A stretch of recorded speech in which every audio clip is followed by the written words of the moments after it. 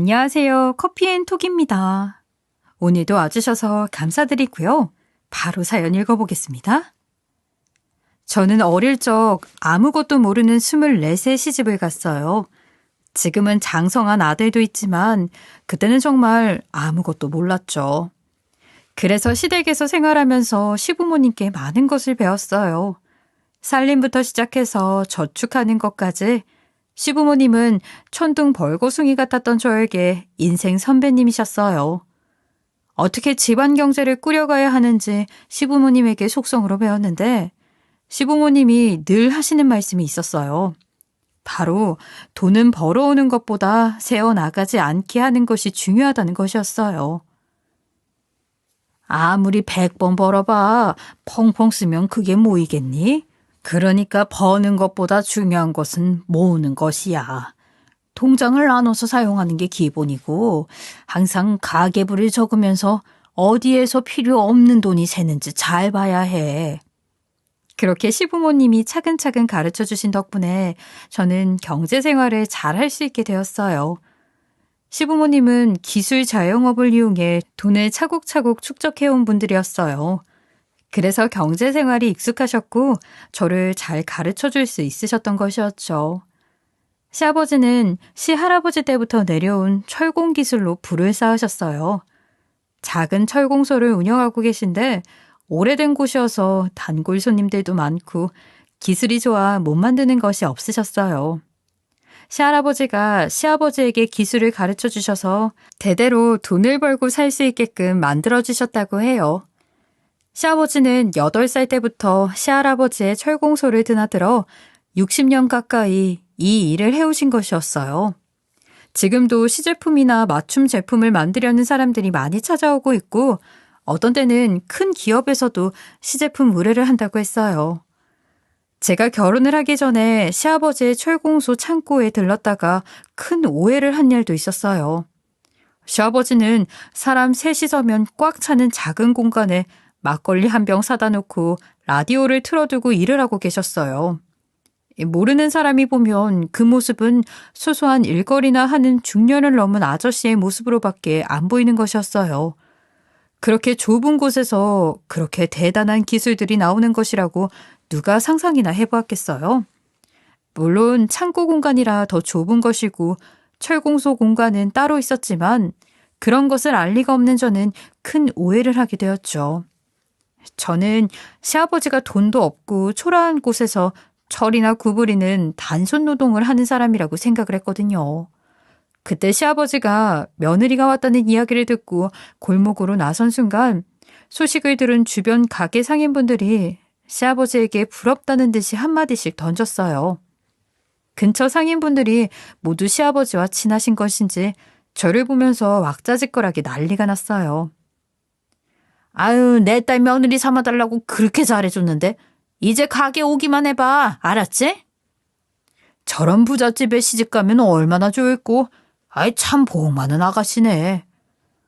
저는 그 말을 듣고 시아버지가 재력이 있다는 것을 알았어요. 나중에 남편을 통해 시아버지가 기술을 물려받으셨다는 말을 듣고 이해가 갔어요. 제가 정말 큰 오해를 했다는 것을 알게 되었죠. 그래서 마음 놓고 결혼을 해도 좋겠다고 생각을 했어요. 시부모님은 결혼 과정에서도 불필요한 거칠애는 빼도록 하셨어요. 예단도 생략하고 과한 금액이 오가는 것을 아껴 결혼 이후 생활에 보탰으라고 하셨죠. 저는 시부모님이 생활력이 강하신 것이 참 든든했어요. 그래서 결혼식을 끝낸 후에 시댁으로 들어가 생활하게 되었어요. 하지만 제 남편은 시아버지의 철공 기술을 물려받을 생각이 없었어요. 남편은 계속 사업을 하겠다면서 애를 썼지만 아무런 실속이 없었죠. 처음에는 해외 상품을 유통해서 온라인으로 판매하는 사업을 하겠다고 했지만 몇 년간 제대로 돈을 벌지 못했고 그 사업을 정리한 후 시작한 화장품 사업도 제대로 되지 못했어요. 그렇게 어영부영 시간이 흐르다 보니 남편은 어느새 40대 초반이 되어 있었죠. 항상 근면성실하게 일을 해서 돈을 버는 시아버지 입장에서는 남편이 참 답답할 노릇이었을 거예요. 아직도 제대로 독립을 못한 남편을 어느 날 시아버지가 불러 앉히더니 이렇게 말씀을 하셨어요. 넌 대체 무슨 사업을 한다는 거야? 아니, 몇 년을 해도 답이 안 나오면 포기해야지. 가족들 굶길 거냐는 말이다. 나도 이제 은퇴까지 얼마 안 남았어. 너한테 기술을 알려주려면 지금부터 가르쳐야 돼. 이번이 마지막 기회야. 잘 생각해. 시아버지는 이렇게 남편에게 따끔하게 말씀을 하셨어요. 사실 저도 속이 시원했어요. 남편은 40이 되도록 제대로 된 벌이를 하지 못하는 사람이었으니까요. 그동안은 시부모님의 경제 사정이 워낙 넉넉해서 남편이 자기 마음대로 하고 싶은 것을 하게 둬도 큰 문제는 없었어요. 물론 답답하기는 해도요. 독립해서 살고 싶은 마음도 있었지만 시부모님과 함께 사는 것도 큰 문제는 없었으니까요. 하지만 시부모님이 점차 나이가 들어가면서 이대로 있으면 안 되겠다는 생각이 들었어요. 남편이 제대로 한 사람 몫을 하지 않으면 나중에 나이가 들어서 굶어 죽는 것 아닌가 하는 생각이 들었으니까요. 그래서 남편이 정신 차릴 수 있도록 한마디 해주신 시아버님께 감사하다는 생각이 들었어요. 남편도 시아버지가 그렇게까지 이야기를 하시니 정신을 조금 차린 것 같았어요. 시아버지 말씀대로 잘 안 되던 사업들을 모두 정리하고 시아버지에게 철공 기술을 배우기 시작했어요. 그렇게 남편은 40대에 시아버지에게 일을 배우기 시작했죠. 처음에는 힘들었지만 남편도 어릴 적부터 봐온 것이 있어서 그런지 금방 익숙해지기 시작했어요. 몇 년 배우고 나자 제대로 철공 일을 할 수 있게 되었죠. 시아버지가 돌아가신 뒤로도 남편은 철공 일을 계속했어요. 그렇게 남편이 40대 초반에 시아버지에게 기술을 배워 일을 한 지도 올해로 23년째예요. 시할아버지까지 계산을 하면 150년이 넘는 철공 기술자 집안이 된 것이었지요. 이렇게 전통을 가진 기술자 집안이라는 것도 참 보기 좋다는 생각을 하고 있어요. 하지만 부전자전이라고 할까요? 저희 아들 또한 나이를 먹고도 자리를 잡지 못한 채 이곳저곳 떠돌아다니기 시작했어요. 그런 아들을 보면서 남편은 걱정뿐이었지요. 젊었을 때 자신을 보는 것 같다고 하면서요. 아들을 타일러 보기도 하고 기술을 배우라고 설득해 보기도 했지만 아들은 싫다는 말뿐이었어요. 다행히 아들 또한 결혼을 하기는 했어요. 직장도 자리 잡지 못하고 있어서 걱정을 했는데 어느 날 결혼할 여자라면서 예비 며느리를 데리고 온 것이었죠. 예비 며느리는 당시 아들이 다니던 회사에서 비서로 일하고 있다고 했어요. 예비 며느리는 조금 날카로운 면이 있었지만 요즘 애들은 다 그 정도는 한다는 생각을 했어요. 그래서 아들과 결혼하겠다는 여자가 있을 때 결혼을 시켜야겠다고 생각을 하고 결혼식을 진행했어요. 하지만 아들은 결혼까지 한 상황에서도 여전히 제대로 된 직장을 잡지도 못하고 돈을 벌지도 못했죠. 그래도 이제 결혼도 했고 알아서 잘 살고 있을 것이라고 생각했는데 어느 날 며느리가 저를 찾아와서 하소연을 하는 것이었어요. 어머니, 불편하실 수 있겠지만 꼭 좀 여쭤보고 싶은 것이 있는데 저희 남편은 원래 어릴 적부터 끈기가 없었나요? 저는 임신 준비를 하기로 해서 회사도 그만뒀는데 남편이 돈을 너무 못 벌어와요. 툭하면 얼마 다니지도 않은 회사를 그만두고 툭하면 새로운 일을 해보려고 하는데 잘 되는 것이 없어서 다시 회사로 들어가요. 그런데 또 얼마 못 가서 그만두고 그냥 남들처럼 꾸준히 월급만 가져와 주면 좋겠는데 남편은 그게 어려운가 봐요. 며느리의 짜증이 가득한 표정에 저도 할 말이 없었어요. 당연히 저희 아들을 최선을 다해서 키웠지만 지금 아들이 그러고 있는 것이 꼭 남편이 젊었을 때 모습 같아서 며느리에게 할 말이 없었어요. 저는 미안한 말투로 며느리를 달랠 수밖에 없었죠. 아직 좋은 기회를 찾지 못해 그런가 봐. 지금은 헤매고 있지만 아마 곧 자리를 잡을 거야. 너무 미워하지 말고 네가 조금만 보듬어 줄 수 있니? 너희 시아버지도 젊을 때는 그러더니만 지금은 매달 쓰고도 남을 만큼 돈을 벌어다 주니까 말이야. 쓰고도 남을 만큼 돈을 벌어준다는 말에 며느리는 눈을 동그랗게 떴어요. 그리고 이렇게 물어보았죠. 아버님이 돈을 잘 벌어오세요? 항상 보면 좁아 터진 철공소에서 혼자 일하셔서 돈을 많이 버실 거라는 생각은 못했어요. 저는 주저하다가 아들 때문에 고생하는 며느리에게 미안해서 남편이 매달 얼마씩 벌고 있는지 귀뜸을 해주었어요. 그러자 며느리는 깜짝 놀라면서 말했어요. 어머, 어머니, 정말로 그렇게 많이 버신다고요? 에이, 말도 안 돼요. 그냥 저희 남편 미워하지 말라고 말씀하시는 거 아니에요? 그렇게 많이 버신다면 더 좋은 집에서 살고 차도 좋은 거 끌 것 같은데 안 그렇잖아요. 며느리는 제가 과장해서 말한다고 생각하는 것 같았어요. 아들의 집안에 재력이 있으니 아들을 좀 잘 봐달라고 과장해서 말하는 것이라고 말이에요. 제가 설명해도 며느리가 믿지 않으니 저도 더 이상 설명할 방도가 없었죠. 어쨌든 남편은 아직 여물지 못한 아들의 행동에 노심초사했어요. 아들이 가장 노릇도 못할까봐 걱정이 많았죠. 남편과 아들이 옥신각신하는 것을 보면 어느 순간 돌아가신 시아버지가 떠오르곤 했어요. 익숙하게 보던 부자 갈등이 다시 반복되고 있는 모습이었으니까요. 하루는 남편이 큰 결심을 한 듯 아들과 며느리를 불러앉혀놓고 말을 했어요. 자, 이거 봐라. 이게 무엇인 것 같냐? 남편은 아들과 며느리 앞에 통장을 우수수 던졌어요. 남편이 그간 일에 모은 많은 돈이 담겨있는 통장들이었어요. 아들과 며느리가 통장을 집어들고 저축된 액수를 보더니 놀란 얼굴로 말을 잃었어요. 네가 내 기술을 배워서 대를 잇겠다고 하면 그 돈을 유산으로 다 주마. 그러니 이제 그만 기술을 배워서 한 사람의 역할을 해라. 아빠도 젊을 때 너처럼 그랬어. 하지만 할아버지 말씀 듣고 기술을 배운 뒤로 떳떳하게 한 사람 역할을 할 수 있었어. 이 기술은 기술 자체로도 정말 훌륭한 기술이고 돈도 잘 벌 수 있는데 물려받을 사람이 너밖에 없어. 일단 해보면 재미를 느낄 수 있을 거다. 나한테 일을 배우지 않으면 이 유산은 줄 생각이 없다. 그러니 잘 생각해봐라. 남편의 말을 듣더니 아들과 며느리는 서로 쳐다보며 눈짓을 교환했어요. 아마 아들과 며느리는 그간 저와 남편이 말한 철공소를 운영해서 버는 수입이 허풍이라고 생각했던 모양이에요. 하지만 모아둔 돈의 액수를 보자 마음이 바뀐 것 같았어요. 그 정도로 수익이 되는 줄은 몰랐겠죠. 며느리는 아들에게 말했어요.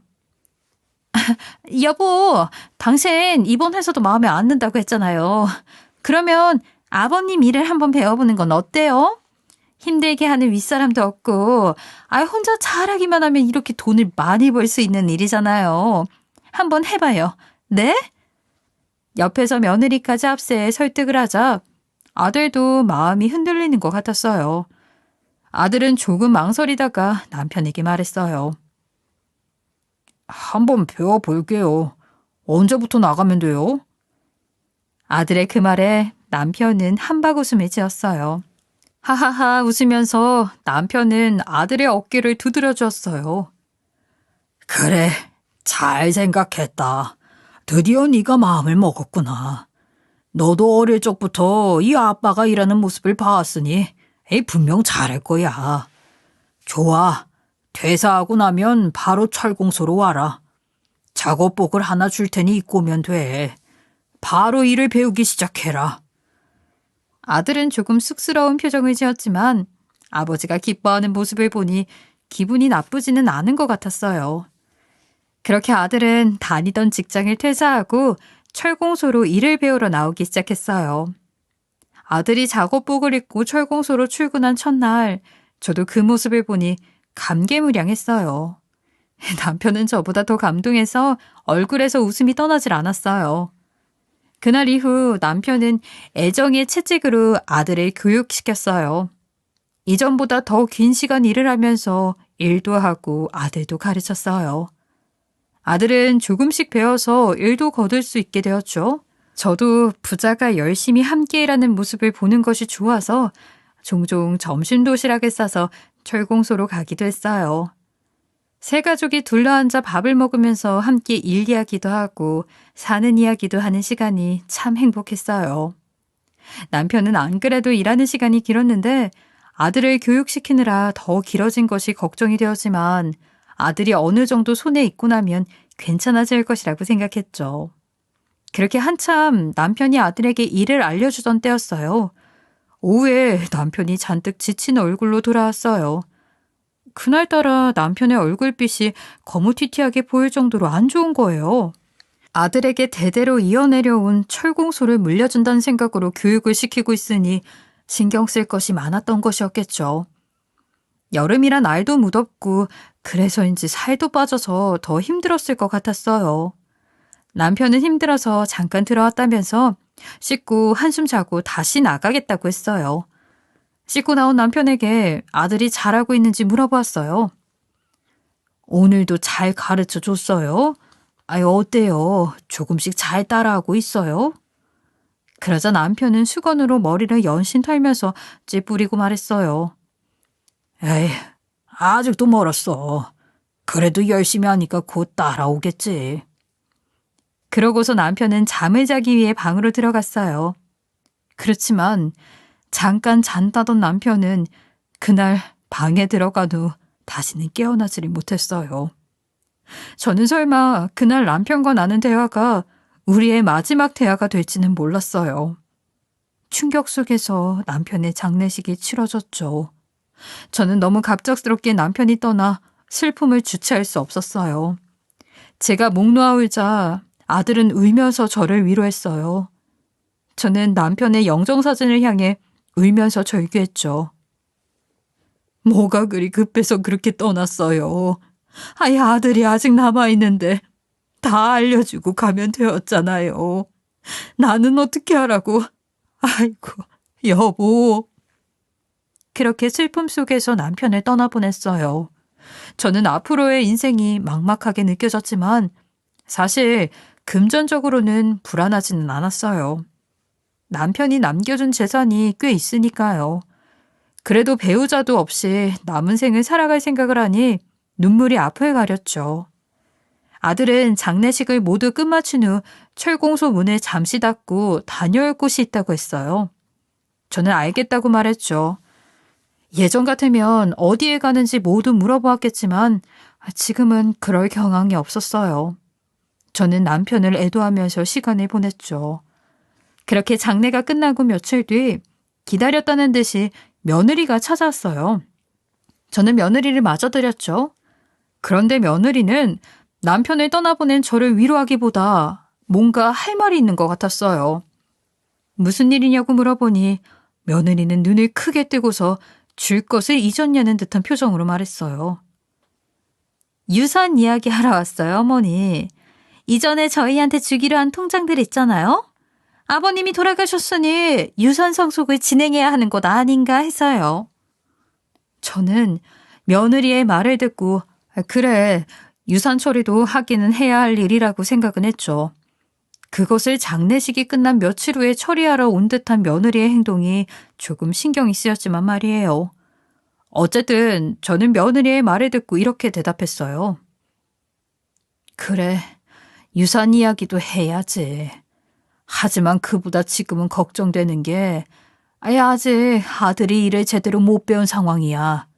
남편에게 처음부터 끝까지 다 배웠으면 좋았을 텐데 이제 남편이 가고 없으니 남편과 오래 손을 맞춘 기술자분에게 끝까지 배웠으면 싶구나. 걱정 마. 아들은 제대로 가장 노릇할 수 있게 가르칠게.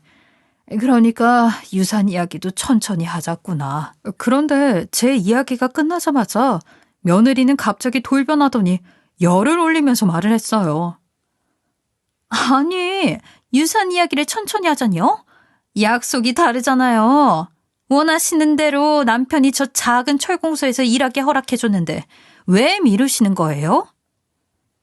아니, 안 하겠다는 게 아니고 지금은 우선 아들이 어엿한 기술자가 되는 것이 먼저니 그것부터 신경을 쓰자는 이야기야.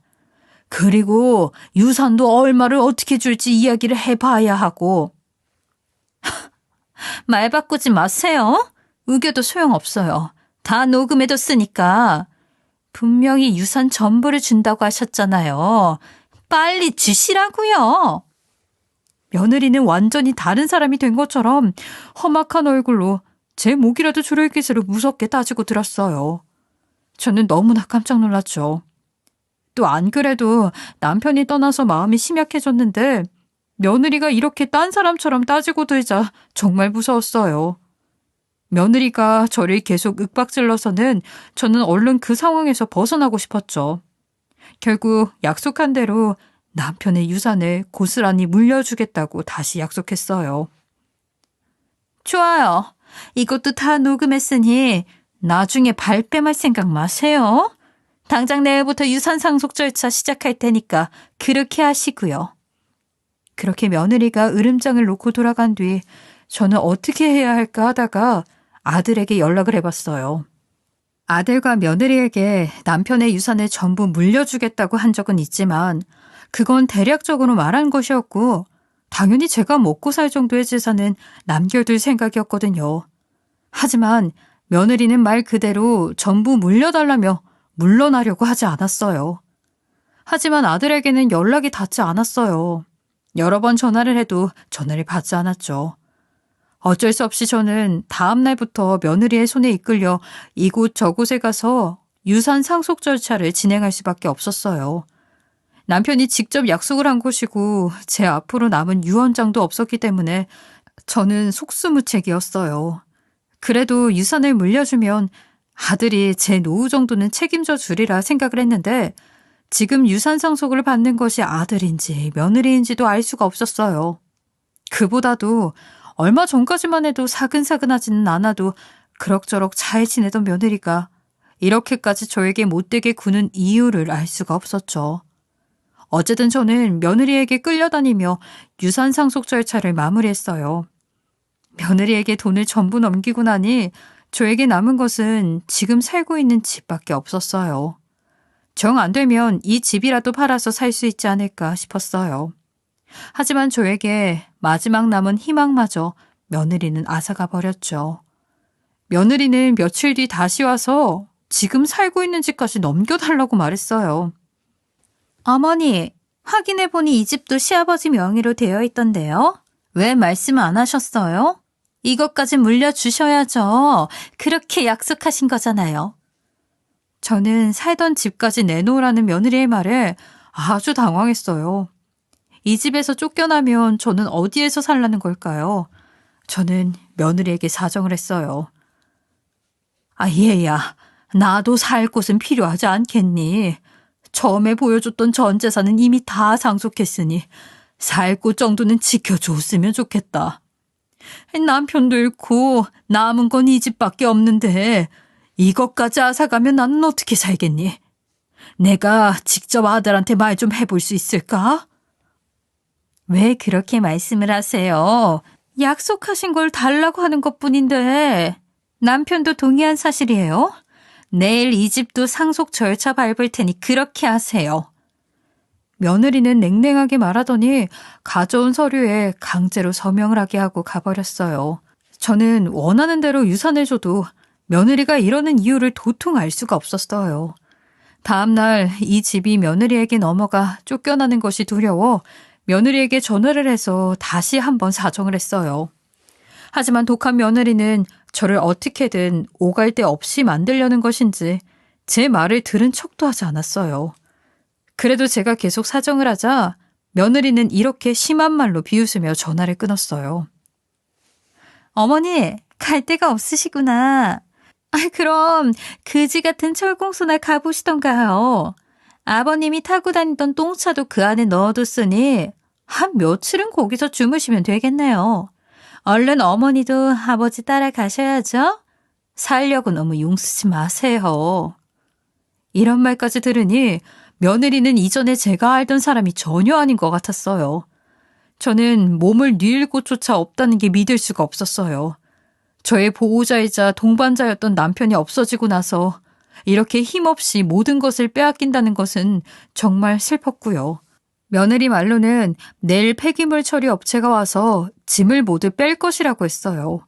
그때 강제로 쫓겨나게 되면 더 비참할 것 같아서 저는 간단하게 중요한 짐만 챙겨서 그날 밤 철공소로 갔어요.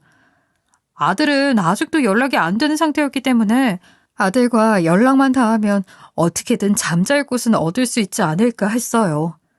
며느리 말로는 아들도 다 동의한 일이라고 했지만 믿을 수는 없었어요. 하지만 혹시 그 말이 사실일까봐 두렵기도 했죠.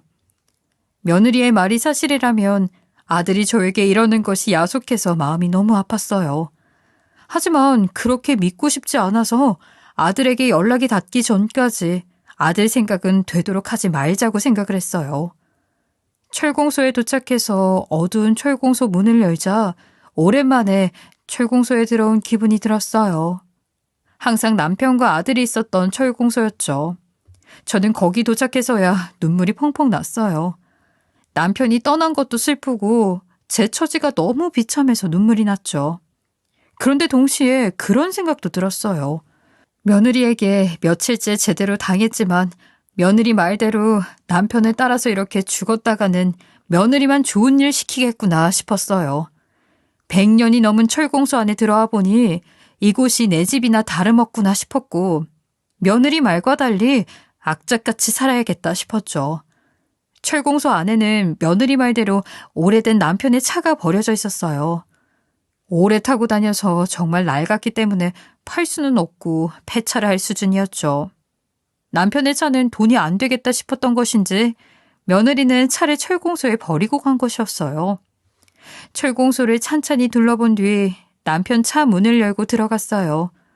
차 안은 지저분했어요. 일할 때 자재들을 싣고 왔다 갔다 하던 차였으니 당연했죠. 어쨌든 오늘 밤은 여기에서 보내야 할 것 같아서 단 하루라도 잠잘 곳을 마련하자는 생각에 청소를 하기 시작했어요. 차 안에 들어있던 물건들을 빼내고 먼지 청소를 하던 도중 앞좌석 서랍이 실수로 열렸는데 그 안에 종이봉투가 들어있는 것이 보였어요. 저는 그것을 보자마자 이상하다고 생각을 했어요. 남편은 중요한 서류 같은 것을 차 안에 아무렇게나 넣어둔 성격이 아니었거든요. 무엇인가 사연이 있나 보다 싶은 감이 와서 그 봉투를 열어보았어요. 봉투 안에는 몇 장의 사진과 수없이 고쳐 쓴 편지 뭉치가 들어있었어요. 무릎 위에 늘어놓고 사진을 자세히 들여다보았는데 저는 입을 틀어막을 수밖에 없었어요. 그 사진들은 바람을 피우고 다니던 며느리의 불륜증거 사진들이었어요. 입이 떡 벌어진 채 사진을 한 장 한 장 넘겨보던 제 입에서는 나쁜 년 소리가 절로 나왔어요. 그리고 편지 뭉치를 열어보니 남편은 그런 며느리인데도 편지로 애원을 하고 있었어요. 아들은 내가 책임지고 잘 가르쳐서 돈 잘 벌고 남편 노릇하게 하마. 그러니 너도 이 집에서 정리해라. 이 사실은 내가 죽을 때까지 비밀로 할 거다.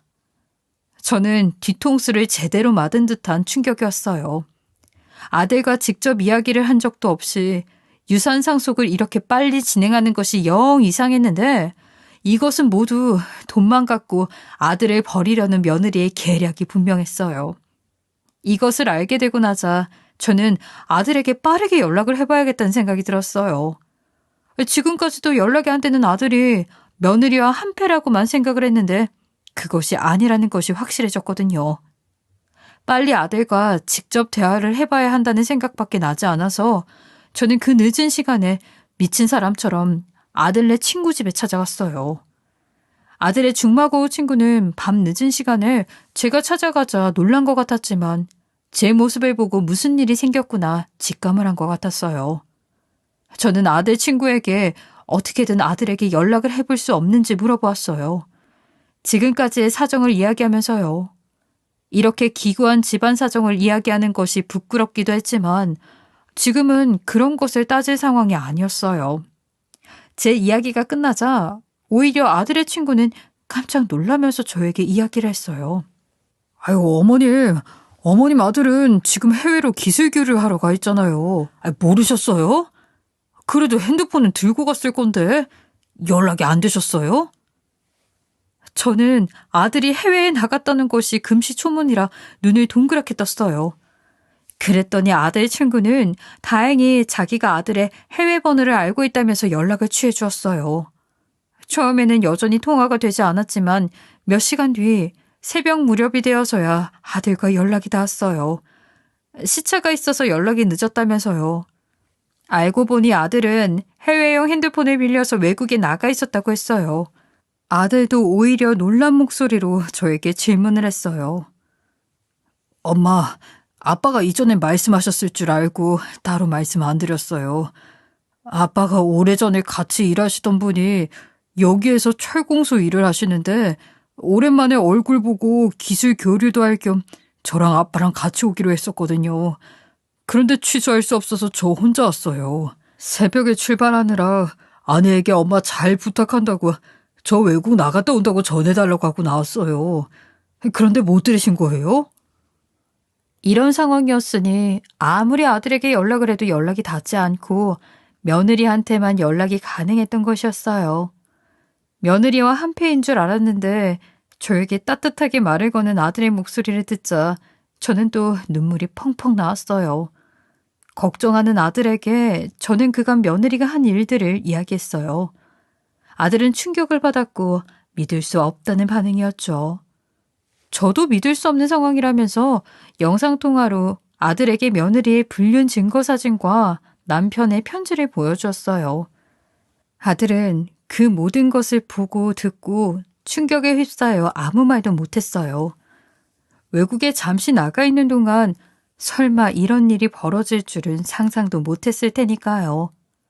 아들이 돌아오는 날까지 며칠 동안 아들의 친구 집에서 신세를 지기로 했어요. 아들과 저는 아들 친구에게 거듭 고맙다고 말을 했죠. 아들은 일주일 정도 후에 한국으로 다시 돌아왔어요. 도착한 아들은 말없이 저를 안아주었죠. 그러면서 어떻게 할지 저에게 말을 해주었어요. 외국에 있는 동안 변호사를 알아보고 계약을 하고 왔다고 했어요. 그리고 며느리에게 돌아왔다는 사실을 알리지 않았으니 며칠 동안 비밀리에 증거를 모아서 며느리를 처벌하자고 말했어요. 항상 불안불안하던 아들이었는데 이제는 천군만마처럼 든든하게 느껴졌어요. 큰일을 앞에 두니 아들도 마음을 강하게 다잡은 듯 했어요. 저희는 일단 잠시 머물 수 있는 숙소를 잡아서 함께 지내면서 며느리의 행적을 추적했어요. 먼저 며느리가 유산 상속 우선순위가 높은 아들을 제끼고 본인이 상속을 받을 수 있었던 방법을 찾아봤어요. 그간 며느리가 작성한 서류들을 다시 알아보니 며느리는 아들이 없는 틈을 타서 아들이 유산 상속을 포기한 것으로 서류를 위조해 1순위 상속자가 된 것이었어요. 이것은 명백한 서류 위조이자 유산 갈취였기 때문에 저희는 이 사실을 알릴 수 있는 증거들도 모았어요.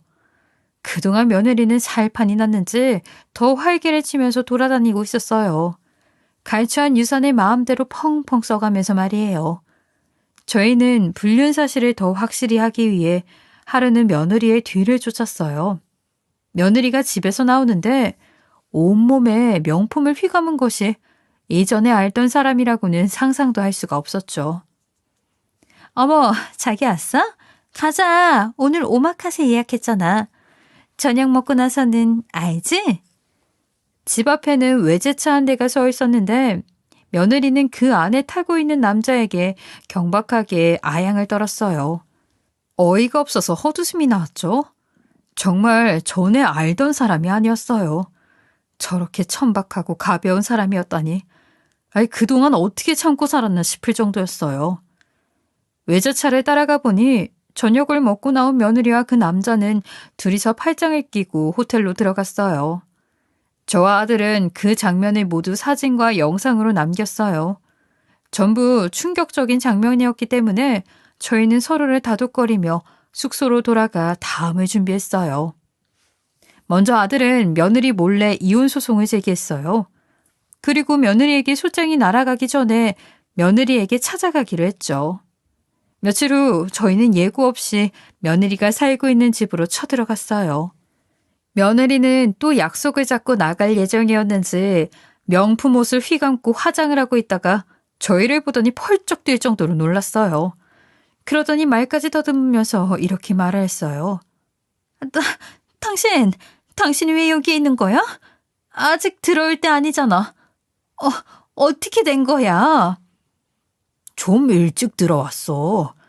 들어온 김에 어머니도 챙겨서 같이 왔고. 왜? 문제가 있어?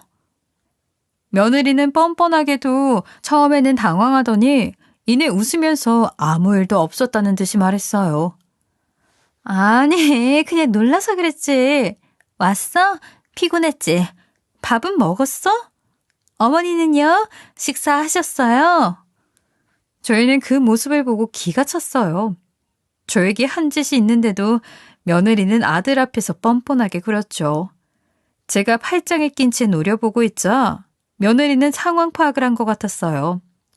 그러더니 더욱 뻔뻔하게 이렇게 말하는 것이었어요. 아무래도 며느리는 유산도 전부 자기 앞으로 돌려놓았겠다.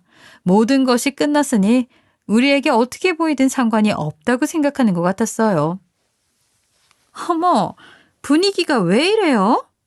어머니, 무슨 일 있으셨어요? 근데 표정이 왜 이러시지?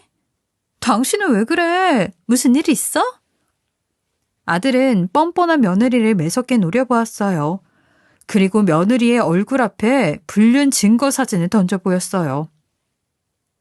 어디서 뻔뻔하게 얼굴을 들고 서 있어? 당신이 한 짓 모두 알고 있어. 돌아가신 아버지가 당신에게 애원까지 했는데 당신 이런 사람이었어? 어떻게 이럴 수 있어? 며느리는 아들이 던진 사진을 보고 처음에는 사색이 되더니 이내 얼굴 표정을 싹 바꾸면서 말했어요. 무슨 상관이야. 돈도 못 벌고 직장도 제대로 못 다니던 놈이. 내가 바람이 난 건 당신 탓이야? 어디서 사람을 나쁜 년으로 몰고 가? 그리고 어차피 당신 외국에 나가 있는 동안 아버님 유산도 전부 내 앞으로 돌려놨거든? 전 늙어 빠진 어머님도 아무 힘 없어. 이제 돈은 다 내 거야. 이혼하려면 이혼해. 나는 이제 상관없어. 그러자 아들은 이번에는 며느리 앞에 유산 상속 서류 위조 증거와 소송 제기 서류를 던졌어요. 며느리는 그걸 쥐어서 들여다보더니 얼굴이 하얗게 질렸어요. 당신이 유산을 가해했다는 증거야. 문서 위조로 유산 상속은 취소될 거야. 그리고 당신은 죗값을 물어야겠지. 그리고 여기에. 아들은 며느리 앞에 이혼 소송 서류를 던지며 말했어요. 당신 바람대로 이혼 소송도 진행시켰어. 귀책 사유는 불륜과 유산가치로 전부 당신에게 있으니 당신에게는 돈 한 푼 돌아가지 않을 거야. 양심도 없는데 머리까지 나쁘구나. 나쁜 짓도 머리가 좋아야 하지. 아들은 그렇게 말하더니 저를 돌아보면서 저에게 들으라는 듯이 며느리에게 말했어요. 그리고 이제 내 명의인 거 알지? 당장 나가. 안 나가겠다고 버텨도 이혼 끝나는 즉시 끌어낼 거야. 그런 걸 당하고 싶지 않으면 네 발로 당장 나가. 우리 어머니한테 그런 짓 하고 넌 무사할 줄 알았어? 너도 당해봐야지. 아들의 말이 끝나자 며느리는 사색이 되어서 무릎을 꿇고 아들의 바지가랑이를 잡았어요. 그러더니 아들에게 빌기 시작했어요. 여보, 잘못했어. 내가 잠깐 미쳤었나 봐. 잠깐 욕심에 눈이 멀어 그런 거야. 내가 다시 돌려놓을 테니까 한 번만 용서해줘. 이렇게 부탁할게. 하지만 아들이 끄떡도 하지 않자 며느리는 이번에는 저를 붙들고 말했어요. 어머니, 제가 잘못했어요. 예정을 보셔서 한 번만 도와주세요. 제가 앞으로 이런 일 없도록 할게요. 제발 용서해 주세요. 저는 그 모습을 보고 바지를 탁 쳐서 며느리의 손을 떨궈냈어요. 그리고 며느리에게 말했죠. 네가 나한테 한 짓이 기억이 안 나는 거냐? 어디서 뻔뻔하게 용서해달라는 거야? 너도 한번 똑같은 처지가 되어봐. 그리고 우리 집안이 대대로 쌓아온 돈은 너한테 한 푼도 돌아가지 않을 거야. 너 같은 건 그 돈을 받을 자격이 없어. 그리고 며칠 후 며느리는 집에서 쫓겨났어요. 이혼 소송과 유산 상속 취소 소송도 잘 진행이 되어서 아들과 저는 며느리에게 빼앗긴 재산을 되찾을 수 있었어요. 긴 시간이 필요한 싸움이었지만 절대로 한 푼도 주지 않겠다는 마음으로 이겨냈어요. 얼마 후 들은 전 며느리의 소식은 신용불량자가 되어서 오갈 데 없어진 상황이라 도망 다니듯 어느 섬에서 근근히 살고 있다는 것이었어요. 돈만 탐내며 악독한 짓을 하던 사람에게 걸맞는 최후였어요. 아들은 이 모든 일을 겪은 후 제대로 철이 들었어요. 제 말대로 남편이 살아있을 적 자주 함께 일하던 분께 기술을 계속 배워나갔어요. 이제는 저와 아들이 대대로 이어온 피 같은 철공소를 지켜나갈 예정이에요. 욕심 많은 사람들에게 빼앗기지 않도록 남편의 평생의 유산을 잘 지켜갈 예정입니다. 저의 기구한 이야기 들어주셔서 감사하고요. 여러분들은 현명하시니 저와 같은 일은 당하지 않으시겠지만 항상 사람 조심하시며 평안만 가득하시길 바랍니다. 지금까지 커피앤톡이었습니다. 오늘도 끝까지 함께 해주셔서 감사하고요. 다음 영상으로 또 찾아뵙겠습니다.